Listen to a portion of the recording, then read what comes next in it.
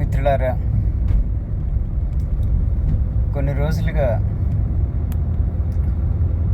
గుజరాత్ రాష్ట్రం నుండి ఇంకా రాజస్థాన్, మహారాష్ట్ర నుండి కూడా 15 సంవత్సరాల లోపు పిల్లలకు చాందీపుర వైరస్ అనేటువంటి మెదడు వాపును కలుగజేసేటువంటి వ్యాధి ప్రబలుతున్నట్టు, చాలామంది పిల్లలు చనిపోతున్నట్టు కూడా వార్తలు మనం చదువుతున్నాం. ఈ చాందీపుర వైరస్ అనేటువంటిది నిజానికి పిల్లల పట్ల చాలా భయంకరమైనటువంటి ఒక వైరస్ వ్యాధి. దీనివల్ల ఇప్పటికే గుజరాత్లో మెదడువాపు వ్యాధికి గురైనటువంటి 88 మంది పిల్లలలో 36 మంది ఈ పాటికే చనిపోవటం అనేటువంటిది జరిగింది. ఇంకా 46 మంది గుజరాత్ రాష్ట్రంలో అనేక హాస్పిటళ్లలో ట్రీట్మెంట్ తీసుకుంటున్నారు. ఒక 10 మంది మాత్రమే బాగా ఇంటికి వెళ్ళటం జరిగింది. గుజరాత్లోని 33 జిల్లాల్లో 16 జిల్లాలకి ఇప్పటికే ఈ వ్యాధి బాగా వ్యాప్తి చెంది ఉంది.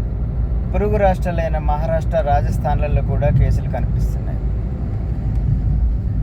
ఈ చాందీపుర వైరస్ అనేటువంటిది 1965లో మొట్టమొదటిసారి భారతదేశంలోని మహారాష్ట్రలో చాందీపుర అనేటువంటి గ్రామంలో మెదడువాపు వ్యాధి సోకి ప్రాణాలు కోల్పోతున్నటువంటి పిల్లలకు పరీక్షలు చేస్తే అప్పుడు బయటపడింది. అప్పటి నుండి ఈ వైరస్ పేరు ప్రపంచవ్యాప్తంగా కూడా చాందీపుర వైరస్ అని అంటున్నారు. ఇది ఇప్పటి వరకు దాదాపుగా ఇండియాలో మాత్రమే ఉండింది. కొన్నిసార్లు ఆఫ్రికా దేశాలలో కనిపించింది, కానీ చాలా తక్కువ శాతం. మిగతా ఏ దేశాలలో కూడా ఈ చాందీపుర వైరస్ అనేది లేదు.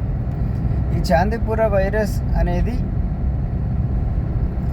దోమల సైజులో ఉండేటువంటి శాండ్ ఫ్లైస్ అనేటువంటి ఈగల ద్వారా ఇది వ్యాప్తి చెందుతుంది.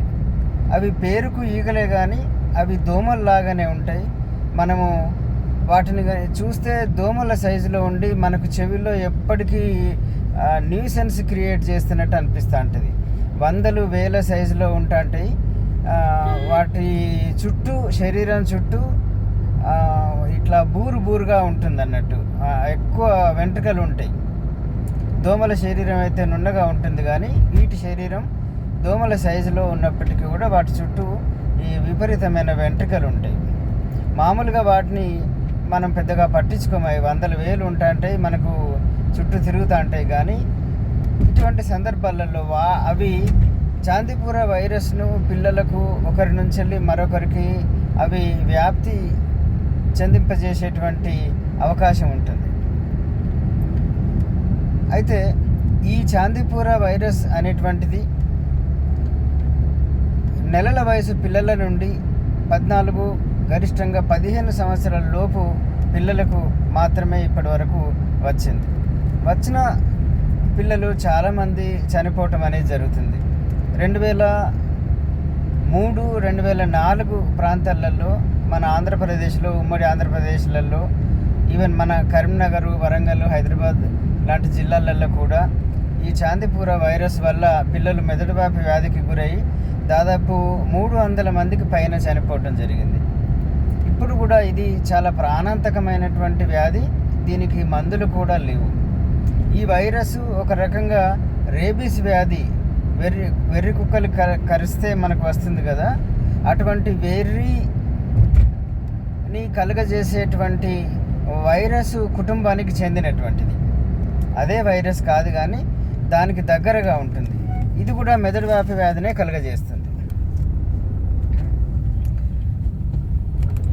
ఇది మరే లక్షణాలను కలుగజేయదు. అంటే మనకు దగ్గు, ఆయాసము ఇటువంటివి ఏమీ ఉండవు. నేరుగా ఇది మెదడుకు వెళ్ళి మెదడుకు ఇన్ఫెక్షన్ కలుగజేస్తుంది. తద్వారా మెదడు వాచిపోయి, ఉబ్బిపోయి, మెదడు లోపల ప్రెషర్ పెరిగి పిల్లలు అల్లకల్లోలం అవుతుంటారు.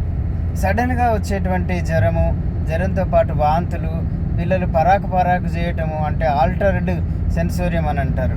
పరాకు చేయటము అంటే కాలు తప్పినట్టు కావటము, తర్వాత ఫిట్స్ రావటము, పూర్తిగా స్పృహ కోల్పోవటము, ఒక్కొక్కసారి మోషన్స్, ఇటువంటివన్నీ ఉంటాయి.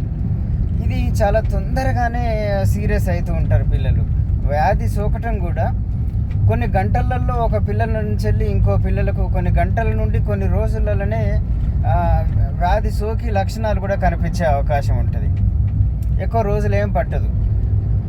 అట్లాగే ఈ వ్యాధి లక్షణాలు కనిపించిన తర్వాత తొందరగా పిల్లలు సీరియస్ అవుతూ ఉంటారు. ఎందుకంటే అది నేరుగా మెదడును ఎఫెక్ట్ చేస్తుంది కాబట్టి. హాస్పిటల్లో అడ్మిట్ అయిన తర్వాత కూడా పిల్లలు దాదాపు 2 రోజుల్లోనే ఎక్కువ మంది చనిపోయేటువంటి అవకాశం కూడా ఉంటుంది. అంత ప్రమాదకరమైనటువంటి ఈ వైరస్ ఇది చాందీపుర వైరస్ అనేటువంటిది. దీనికి ట్రీట్మెంట్ కూడా ఏమీ లేదు. మనకు వెర్రి కుక్క కరిస్తే వెర్రి లేస్తే ఎట్లయితే ట్రీట్మెంట్ లేదో, ఈ చాందీపుర వైరస్ వల్ల కలిగేటువంటి మెదడువాపు వ్యాధికి కూడా ట్రీట్మెంట్ లేదు. మరి హాస్పిటల్లో అడ్మిట్ అవ్వటం ఎందుకు అనంటే, ఒకవేళ శ్వాస ఆగిపోతే ఆక్సిజన్ ఇవ్వటానికి, వెంటిలేటర్ పెట్టడానికి, బీపీ డౌన్ అయితే ఫ్లూయిడ్స్ పెట్టడానికి, మెదడుకు ఫిట్స్ ఇట్లా వస్తే ఫిట్స్ కంట్రోల్ చేయడానికి, మెదడు ఉబ్బిపోతే ఆ మెదడుకు చేరిన నీరు తగ్గటానికి, ఆ ప్రెషర్ తగ్గించడానికి, ఇటువంటి సపోర్టివ్ కేర్ మాత్రమే డాక్టర్లు ఇవ్వగలుగుతారు, ఎంత పెద్ద హాస్పిటల్ అయినప్పటికీ కూడా. కాబట్టి మనం ఈ వ్యాధి బారిన పడకుండానే చూసుకోవాలి. అదే ముఖ్యమైనటువంటి నివారణ. ఎందుకంటే ట్రీట్మెంటు అసలు ప్రత్యేకమైన ట్రీట్మెంట్ ఏది లేదు. వచ్చిన తర్వాత ఆ పిల్లలు ఎట్లుంటారో కూడా చెప్పలేం మనం. కాబట్టి రాకుండా చూసుకోవటంలో ముఖ్యమైనది ఏంటంటే, ఈ శాండ్ ఫ్లై అనేటువంటిది దోమలను పోలినటువంటి చుట్టూ బాగా వెంట్రుకలు బూరు ఉన్నటువంటి ఈగలు ఉంటాయి కదా, అవి ఎక్కువగా వర్షాకాలం ప్రారంభంలో, అంటే ఇప్పుడు ఈ సీజన్లోనే విపరీతంగా ప్రబలుతాంటాయి. అవి వాటి ద్వారానే ఒకరి నుండి ఒకరికి ఈ చాందీపుర వైరస్ అనేటువంటిది పాకుతాంటుంది. కాబట్టి మన పిల్లల్ని అటువంటి ఈగల బారిన పడకుండా కాపాడుకోవటమే అసలు అన్నిటికంటే కూడా ముఖ్యమైనటువంటి ఫలితాన్ని ఇచ్చేటువంటి చర్య. కాబట్టి మన చుట్టూ, మన ఇంటి చుట్టూ కానీ, గ్రామంలో కానీ, నగరంలో కానీ ఎక్కడ ఆ రకమైనటువంటి ఈగలు, అసలు ఏ ఈగలు కూడా ప్రబలకుండా, ఈగలు ఏమిటి దోమలు కూడా ప్రబలటానికి, ఈగలు ప్రబలటానికి చాలా వరకు ఒకే రకమైన కారణాలు ఉంటాయి.